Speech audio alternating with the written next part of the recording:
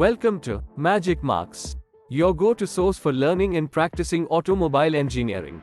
In this video, we are going to test your knowledge with some crucial multiple choice questions, MCQs, that every automobile enthusiast and engineering student should know. Let's dive right in. Question: what is the primary purpose of the transmission system in an automobile? A. Engine cooling. B. Power generation. C. Power distribution. D. Gear ratio management. The correct answer is D. Gear ratio management. The transmission system in an automobile is responsible for managing and changing the gear ratios to optimize power delivery and speed. It allows the vehicle to operate efficiently under different driving conditions, such as accelerating from a stop or cruising at high speeds. Which part of an automobile's suspension system is responsible for reducing shock and vibration from the road? A. Steering column. B. Shock absorber. C. Carburetor. D. Radiator. The correct answer is B. Shock absorber. Shock absorbers, also known as dampers, are designed to absorb and dampen the shock and vibration transmitted from the road to the vehicle's chassis.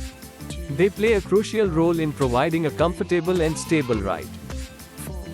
What type of braking system uses hydraulic pressure to apply the brakes? A. Drum brakes. B. Disc brakes. C. Regenerative brakes. D. ABS brakes. Answer is B. Disc brakes. Disc brakes, also known as hydraulic brakes, use hydraulic pressure to force brake pads against a rotating disc to create friction and slow down or stop the vehicle. This system is widely used in modern automobiles. In an electric vehicle, what component stores electrical energy for use by the vehicle? A. Alternator. B. Starter motor. C. Battery pack. D. Radiator. The correct answer is C. Battery pack. In an electric vehicle, the battery pack stores electrical energy, which powers the electric motor. It is the equivalent of a gasoline tank in a traditional internal combustion engine vehicle. Which of the following factors is not typically used to classify different types of engines? A. Number of cylinders.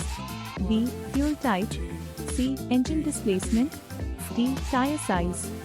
The correct answer is D. Tire size. Different types of engines are typically classified based on factors such as the number of cylinders, fuel type, and engine displacement. Tire size is unrelated to engine classification.